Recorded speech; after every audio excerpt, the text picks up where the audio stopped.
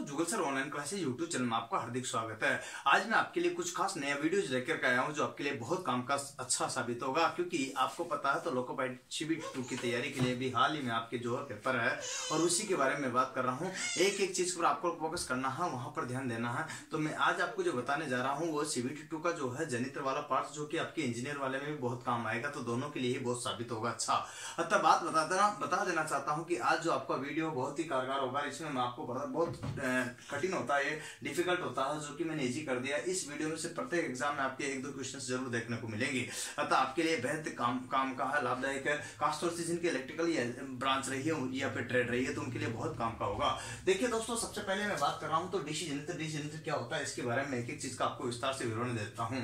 तो ध्यान दीजिएगा, डीसी जनित्र का बात करते हैं तो दिष्टकारी जनित्र बोलते हैं इसको। यहाँ पर अगर बात करते हैं तो इसके कार्य क्या होगा, तो इसको देखिए ध्यान से। ये मैकेनिकल एनर्जी को इलेक्ट्रिकल एनर्जी में बदलता है, अर्थात यांत्रिक ऊर्जा को विद्युत ऊर्जा में बदलने का कार्य कौन करता है? अपना डीसी जनित्र करता है, जो कि फैराडे के चुंबकीय प्रेरण के नियम पर कार्य करता है, जो कि फैराडे के चुंबकीय प्रेरण के नियम पर कार्य करता है। और बात बता देना चाहता हूं तो जनित्र का छोटा बेबी ही डायनामो कहलाता है, जो भी आपके फैराडे के चुंबकीय प्रेरण के नियम पर ही कार्य करता है। अतः बात सुनिए ध्यान से, एक एक बात गौर से सुनिएगा। देखिएगा, जिस जनित्र में स्प्लिट रिंग लगी रहती है, विभक्त वलय लगी रहती है, उसे अपन क्या बोलते हैं? यहाँ पर डीसी जनित्र कहते हैं। और जिस जनित्र में स्लिप रिंग लगी रहती है उसे एसी जनित्र कहते हैं। जिस जनित्र में स्लिप रिंग लगी रहती है उसे एसी जनित्र कहते हैं। स्लिप रिंग वाला मैंने मतलब एसी जनित्र वाला वीडियो आपको पहले बनाया, जिसे अल्टरनेटर भी कहा जाता है, जो कि आपको नेक्स्ट आगे भी मैंने बनाया था, जिसे आप देख सकते हो। देखिएगा, मैं आपको और बताता हूं तो एसी और डीसी जनित्र में आर्मेचर में धारा जो बनती है वो कौन सी बनती है? एसी ही बनती है। चाहे डीसी जनित्र हो चाहे एसी जनित्र हो, आपके आर्मेचर में धारा कौन सी बनेगी? हमेशा एसी ही बनेगी। एसी को मतलब था अल्टरनेटिंग करंट था, प्रत्यावर्ती धारा ही बनेगी। अतः आपको मैं एक बात क्लियर कराता हूं कि ये ध्यान रखना है कि क्वेश्चन एग्जाम में हर बार पूछा जाता है, अक्सर पूछा गया कि डीसी जनित्र के आर्मेचर में किस प्रकार की धारा उत्पत्ति होगी, एसी डीसी है ना, पल्सेटिंग डीसी या दोनों? तो आपको बताना है ओनली एसी, है ना, क्योंकि डीसी जनित्र का नाम लेते हैं अपन डीसी सोचने लगते हैं, जो कि गलत हो जाता है। तो आपको बताना है एसी ही बताना है। क्या बताओगे? एसी। देखिएगा, मैं आपको जो प्रमुख बात बताने जा रहा हूं इसमें तो पार्ट्स ऑफ डीसी जनित्र और डीजल के भागों के बारे में अगर बात करते हैं तो एक एक चीज का विस्तार से विवरण मैं आपको दूंगा, उस पर ध्यान देना, फोकस करना है। सबसे पहले देखिएगा, यहाँ पर बात करते हैं तो यहाँ जो कंडीशंस है मैं आपको यहाँ शुरू से लेकर के एंड तक पूरे भागों के बारे में जो है आपको विस्तार से बताऊंगा। सबसे पहले एक एक चीज को चलते हुए आगे चलेंगे तो आपके क्लियर हो जाएगा कैसे स्टेप में आपका ध्यान रहेगा। तो सबसे पहले मैं आपको लेता हूं यहाँ जो बाहरी भाग है उसी से लेते हैं बेड से। देखिएगा, इसको स्थिरता प्रदान करने के लिए जिस भाग का प्रयोग करते हैं उसे बेड कहते हैं। ध्यान से सुनिएगा, इसको स्थिरता प्रदान करने के लिए जिसका प्रयोग करते हैं उसे बेड कहते हैं। बेड को हिंदी में शस्त्र बोला जाता है या फिर जड़ोपाव बोलता है, क्योंकि ये जड़त्व को बनाए रखता है, मतलब स्थिरता को बनाए रखता है, इसीलिए इसे जड़ोपाव के नाम से भी जाना जाता है, जिसे इंग्लिश में अपन बेड के नाम से भी जानते हैं। ये इसको स्थिरता मतलब आपके नीचे जो है जमीन में फिट रहता है, जो कि इसको स्थिर बनाए रखने का कार्य करता है। तो पूरा जनित्र जो वर्किंग सिस्टम के दौरान उसको स्थिरता प्रदान करने के लिए प्रयोग में लाया जाता है आपका बेड। बेड आपको बता देना चाहता हूं कि कास्ट आयरन का बना होता है। किसका? ढलवा लोहा। कास्ट आयरन का मतलब क्या होता है? ढलवा लोहे का बना होता है। ये चीज आपको ध्यान देना। तो बेड किसका बना होता है? ढलवा लोहे का। मैंने पूरी पिक्चर आपके सामने बना दी है समय बचाने के लिए, जिससे कि आपका कम से कम समय में आपको ये मिल सके। अच्छा, एक बात है, इसको उतार भी सकते हो और आप स्क्रीनशॉट भी ले सकते हो, कोई दिक्कत नहीं होगी किसी प्रकार से। आप आराम से स्क्रीनशॉट लेकर के इसको उतार सकते हो, जिससे आपके कोई भी प्रॉब्लम नहीं होगी, उम्मीद करता हूं। और आगे चर्चा करते हैं अपन, तो एक एक चीज पर बात करेंगे। मैं आपको यहां से आगे बढ़ता हूं तो बॉडी को अपन योग भी कहते हैं या फ्रेम के नाम से भी जाना जाता है। देखिएगा, बॉडी को योग या फिर फ्रेम के नाम से भी जाना जाता है। तो कभी भी इस चीज को लेकर कंफ्यूज मत होना कि किसके बारे में क्या पूछा, तीनों एक ही चीज है। पहला ही क्वेश्चन बन जाता है बॉडी से कि बॉडी किसकी बनी होती है। तो आपको देखना, सामान्यतः जो बॉडी बनी होती है, सामान्यतः जनित्र की बॉडी कास्ट आयरन अर्थात ढलवा लोहे की बनी होती है। किसकी? ढलवा लोहे की बनी होती है, कास्ट आयरन या ढलवा लोहे की बनी होती है। लेकिन बात बताऊं को बड़े बड़े जंत्रों की बॉडी, यहाँ पर बड़े बड़े जंत्रों की बॉडी अथवा बड़ी बड़ी मशीनों की बॉडी किसकी बनी होती है आपको बता देता हूँ। यहाँ पर है ना, कास्ट स्टील मतलब ढलवा लोहे की बनी होती है। ढलवा स्टील मतलब ढलवा इस्पात की बनी होती है। ये लिखा है कास्ट स्टील ढलवा इस्पात की बनी होती है।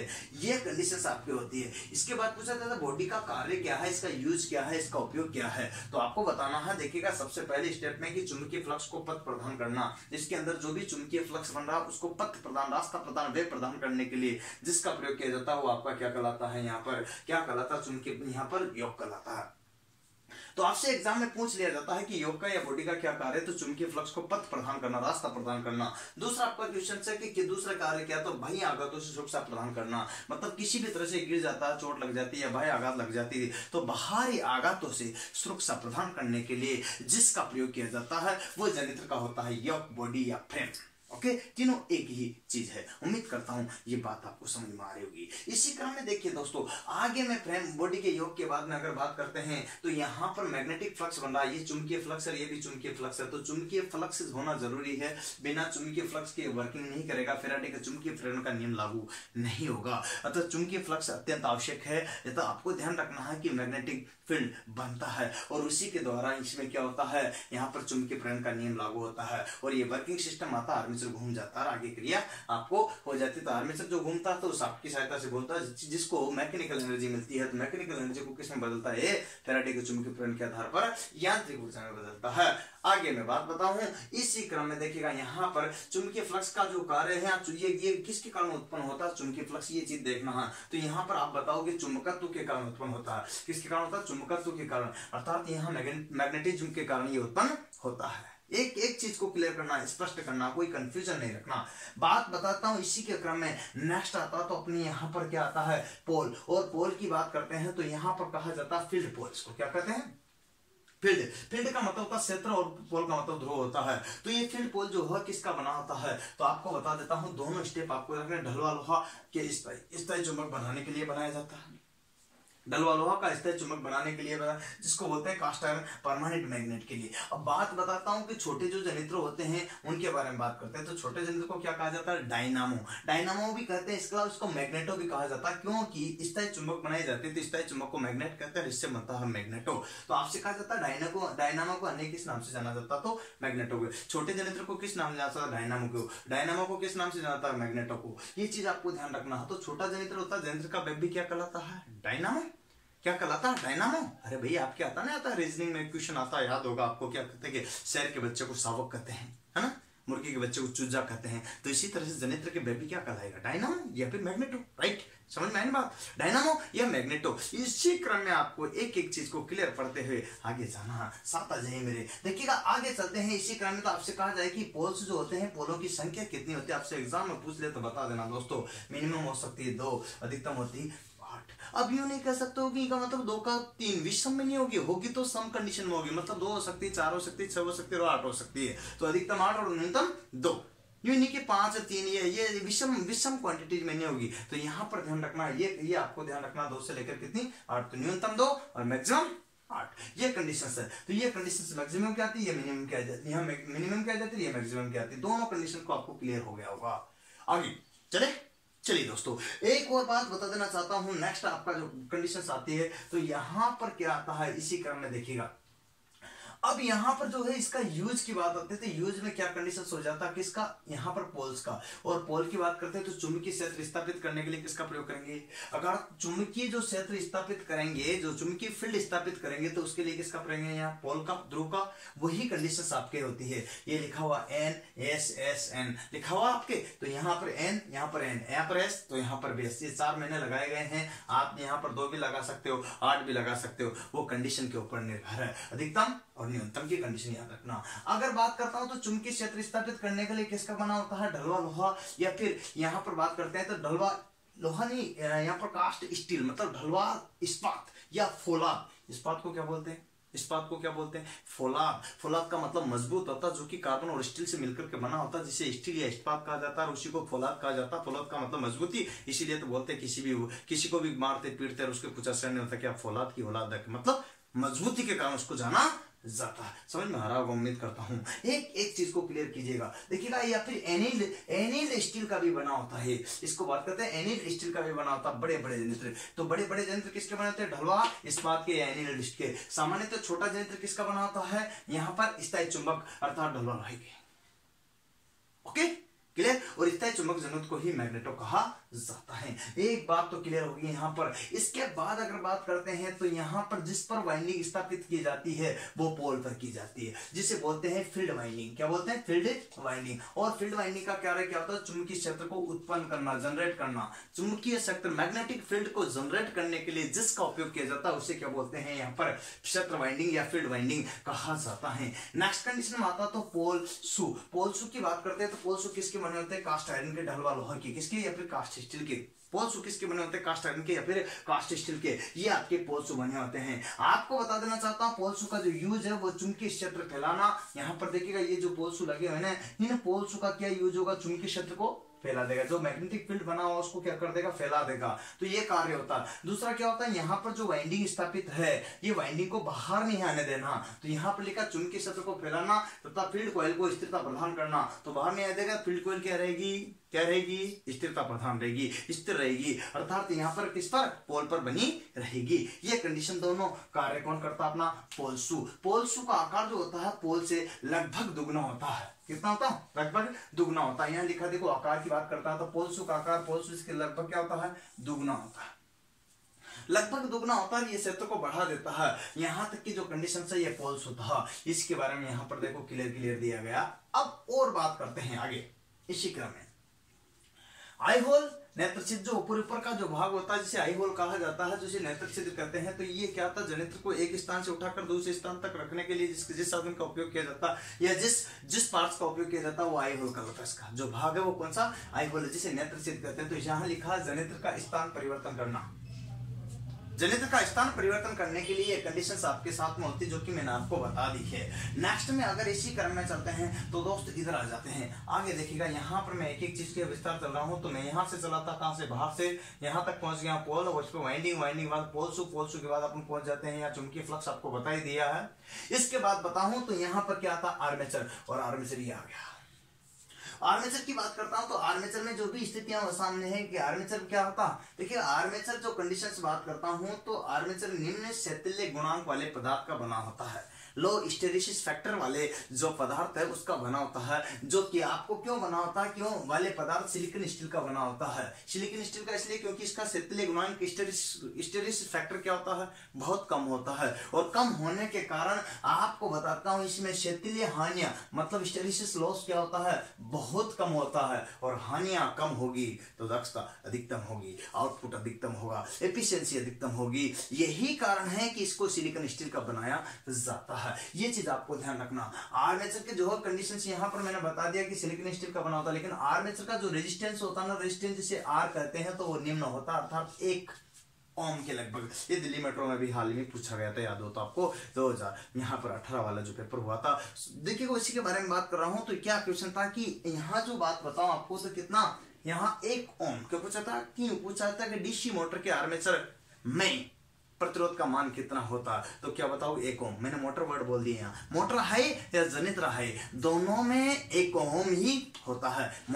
डीसी मोटर और डीसी की संरचना एवं कार्य प्रणाली लगभग समान होती है। Structure and working system equal लगभग होता है। देखिएगा ये कंडीशंस होती है डीसी जनित्र और डीसी मोटर की। अतः आपको बताता हूँ यहाँ पर मोटर पूछ ले तब भी आपको 1 ओम बताना है, जनित्र पूछे तब भी आपको 1 ओम बताना, मतलब निम्न क्या बताना है? निम्न। ये कंडीशंस आपके साथ में होती है। उम्मीद करता हूं ये आपको समझ में आ रहा होगा। और इसी क्रम में मैं एक एक चीज को बताते हुए चल रहा हूं, लेकिन आपको मेहनत तो करनी पड़ेगी। एक के बाद एक वैकेंसी आ रही है। अभी हाल ही में याद हो तो आपको अपने किसकी जूनियर इंजीनियर वाली वैकेंसी आई है, आरपीएफ वाली वैकेंसी आई है, और अभी हाल में आईटीआई वाले वो भी बंधु जो कि बेंगलोर मेट्रो की वैकेंसी आई है उसको फॉर्म अप्लाई कर सकते हैं, तो आपको क्लियर हो जाएगा। लेकिन एक के बाद एक वैकेंसी आ रही है। इतने दिनों से आप इंतजार कर रहे थे, सोच रहे थे कि यार पता नहीं बोल रहे थे क्या कि यार पता नहीं हमारे दिन कैसे होंगे। तो यूं ही करते तो दिन वाली बात भूल जाओ, अब तुम्हारे अच्छे दिन आ गए हैं। अतः क्यों? क्योंकि वोटिंग आ रही है। राजनीति का स्तर आपको तो चुनावी असिस्टेंट का उपयोग करके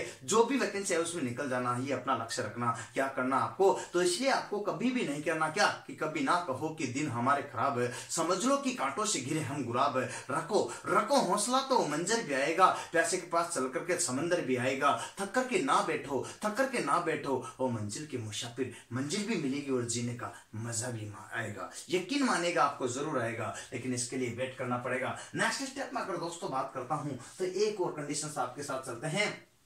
देखिए, आर्मेचर के बारे में बात करते हैं तो इसमें आर्मेचर वाइंडिंग जो है कॉपर की जाती है।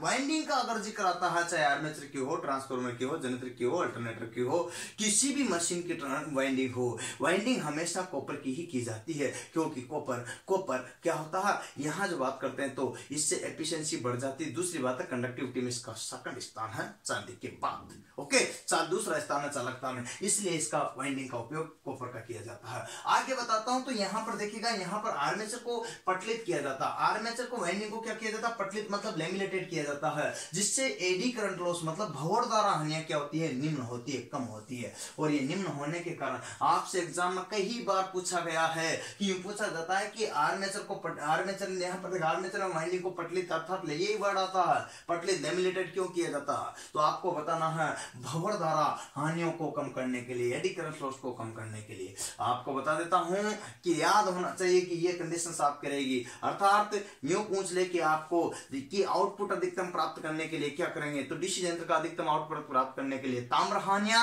एवं आयरन लॉस बराबर होना चाहिए, इक्वल होना चाहिए, तो अधिकतम आउटपुट प्राप्त होगा। तो मतलब यूं कह सकते हैं कि लौह हानियां और ताम्र हानियां दोनों बराबर रहेगी तो आउटपुट अधिकतम होगा। यह कंडीशंस आपको ध्यान रखना, एग्जाम में आया हुआ अभी ऑर्डिनेंस फैक्ट्री बोर्ड में। याद हो रखना, आर्मेचर पत्तियों की मोटाई जो कितनी होती है पूछ लिया जाता है डीपली क्वेश्चन, तो 0.35 से लेकर 0.6 mm तक आर्मेचर जो है पत्तियों से मिलकर के बना होता है, वो भी सिलिकॉन स्टील की। तो उनकी मोटाई कितनी होती है, उसकी थिकनेस कितनी होती है, तो आप बताओगे 0.35 से लेकर के 0.6 mm तक आपकी क्या होती है, मोटाई होती है। इसका कार्य क्या होता है, चुंबकीय फ्लक्स को छेदन करके, छेदन मतलब क्या होता है, प्रतिच्छेदित करके, है ना, चुंबकीय फ्लक्स को, ये फैराडे का नियम लागू हो जाता है, ठीक है ना, चुंबकीय प्रेरण का। तो यहाँ पर इसका कार्य क्या, आर्मेचर का चुंबकीय फ्लक्स को छेदन करके घूमेगा, रोटेट करेगा, तो घूमने वाला भाग कौन सा है, आर्मेचर। डीसी जनरेटर और डीसी मोटर में घूमने वाला भाग कौन सा होता है, आर्मेचर। आप बता दोगे डीसी जनरेटर और डीसी मोटर में घूमने वाला भाग क्या होता है, आर्मेचर, जबकि अल्टरनेटर में घूमने वाला भाग कौन सा होता है, रोटर। याद रखना, अल्टरनेटर में घूमने वाला भाग कौन सा होता है, रोटर। याद रखिएगा, अल्टरनेटर का रोटर या स्टेटर। यहाँ पर डीसी यंत्र का आर्मेचर, ये सारे के सारे सिलिकॉन स्टील के बने होते हैं, या ट्रांसफार्मर की कोर हो वो भी सिलिकॉन स्टील की ही बनी होती है, जिससे कि क्षैतिज हानियां कम हो सके, है ना, यहाँ पर हिस्टैरिसीस लॉस क्या हो सके, कम हो सके। ये चीज आपको याद रखनी है, भूलना नहीं है। आगे भी देखिए दोस्तों, ये आपकी मोटाई होगी, चुंबकीय फ्लक्स को छेदन करके, उसमें स्थापित करके आर्मेचर वाइंडिंग में ईएमएफ विद्युत वाहक बल पैदा करने का कार्य। देखिएगा, चुंबकीय फ्लक्स का छेदन करके उसमें स्थापित करके आर्मेचर वाइंडिंग में क्या करना, ईएमएफ विद्युत वाहक बल पैदा करने का कार्य कौन करता, अपना यहाँ पर आर्मेचर कर रहा है। इसके बाद ये किसका बना होता है, यहाँ बात करते हैं आगे किसकी, ब्रश की। देखिएगा, आर्मेचर के बाद जैसे ये आर्मेचर खत्म होता है, इसमें वाइंडिंग करती है, जो वाइंडिंग की जाती है वो आर्मेचर वाइंडिंग होती है। आर्मेचर को जो है ना, सेगमेंट में जो खांचे बने होते हैं, खांचों में जो वाइंडिंग होती है तो वो आर्मेचर वाइंडिंग होती है, जो कि मैंने यहाँ रेड रंग से ऑलरेडी प्रदर्शित की गई है, जिसको पटलित कर देते हैं, लेमिनेटेड। क्या कर देते हैं, लेमिनेटेड, जो आर्मेचर वाइंडिंग होती है। और आर्मेचर में हमेशा धारा ऐसी ही बनती है, चाहे डीसी यंत्र ही क्यों न हो। एक बात और बताता हूं आपको, नेक्स्ट अपन यहाँ पहुंच जाते हैं तो ये आपके पास में आ जाते हैं ब्रश। और ब्रश की बात करते हैं तो यहाँ जो ब्रश होते हैं, आपको ध्यान रखना है, ब्रश सामान्यतः किसके बने होते हैं, कार्बन के।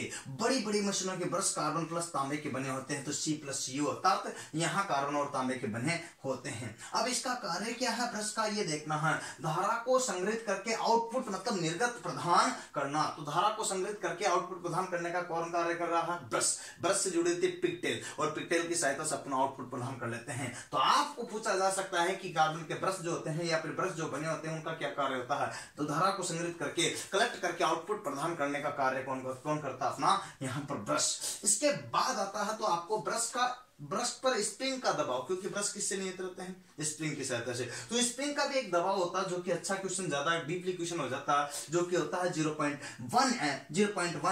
mm से लेकर के 0.25 mm, 2 किलोग्राम प्रति सेंटीमीटर स्क्वायर। तो ये कंडीशन होता है। दाब प्रेशर है ना, कितना दबाव होता है, तो दबाव का मात्रक होता है किलोग्राम प्रति सेंटीमीटर स्क्वायर, वर्ग सेंटीमीटर, यूं बोल सकते हैं। तो ये कंडीशन होती थी, यहाँ 0.1 से लेकर 0.25 तक आपका दाब होता है जिसकी मैं बात कर रहा हूं। तो ये आपके दबाव के कारण स्थिर बना रहता है, जो कि बराबर हिलता डुलता नहीं है। अतः ये चीज आपको क्लियर रखना है।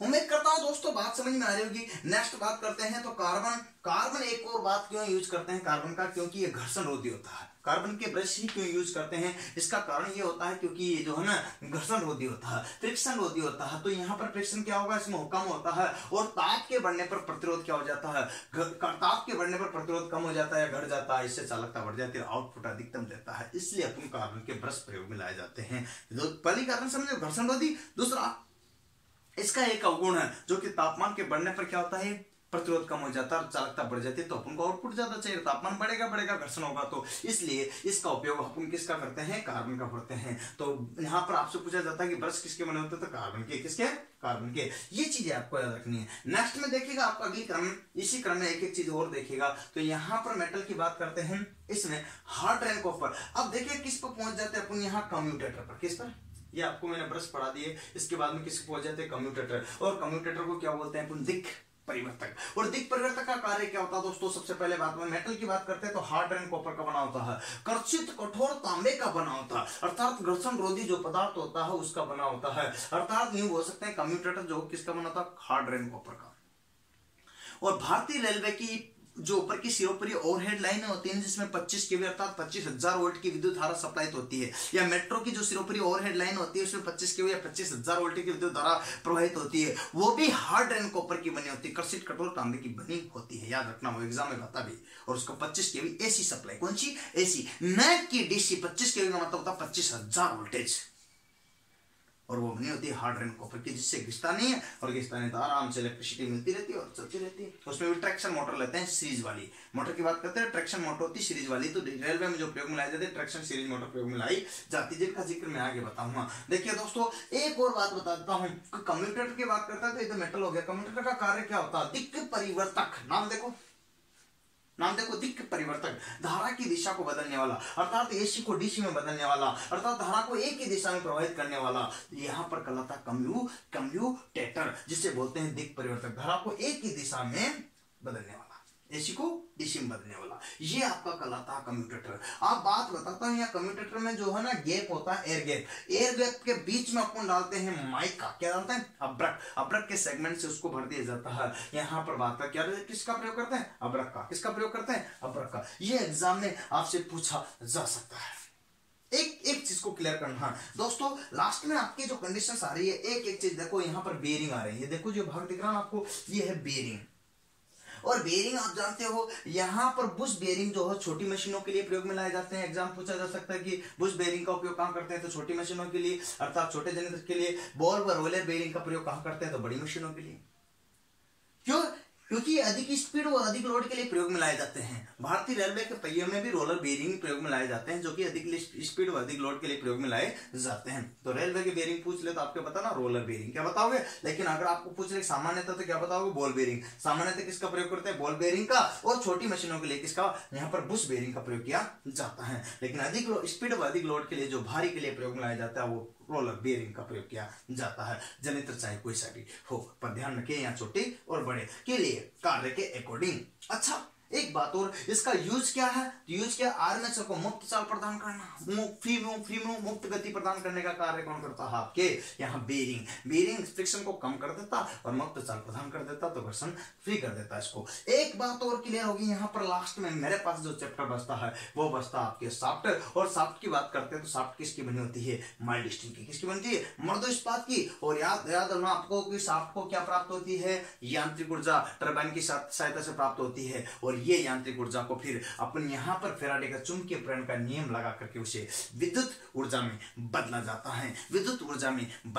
है, ये चीज आपको ध्यान रखना है। तो अतः जनित्र के बारे में मैंने आपको शुरू से लेकर के एंड तक एक चीज का मैंने विस्तार से बताया है। इसमें से आपके 2-3 क्वेश्चन आने की पूरी संभावना है, अतः इसे ध्यान पूर्वक उतार लीजिएगा। एक बात और बता देता हूं भाइयों, अभी हाल ही में रेलवे इंजीनियर की वैकेंसी निकली है। आरआरबी ने जेई जूनियर इंजीनियर इंजीनियर वाली वैकेंसी निकाली है, उसके लिए फॉर्म अप्लाइड हो रहे हैं। एक और वीडियो बनाऊंगा जिसमें मैं आपको और बताऊंगा विस्तार से कि किस पोस्ट, कौन कौन सी पोस्ट कौन कौन से बोर्ड में ज्यादा है, कम हो, किस किस किस ब्रांच की है। तो उसके लिए 1-2 दिन में ही आपको बता दूंगा कौन से बोर्ड से भरना। इसका वीडियो मैंने इससे पहले वाले में बता दिया है। सोच समझ कर आप निर्णय ले। और आप इसके अलावा एक और बात बताता हूं कि अभी CBT 2 के एग्जाम चल रहे हैं, तो आपके लिए मैं क्या कर सकता हूं। देखो ज्यादा तो नहीं करा, लेकिन अभी हाल ही में रामबाण लेकर के मैं कुछ जो है आपको एक तो नोट्स फ्री में दे रहा हूं। तो आप जो है क्या करोगे, इस नंबर पर क्या नोट्स फ्री में ऑब्जेक्टिव आपको मिल रहे हैं। बस इस नंबर पर आपको व्हाट्सएप करना है 101 वाले पे, व्हाट्सएप करना है 101 वाले पे, व्हाट्सएप करना है 101 वाले पे।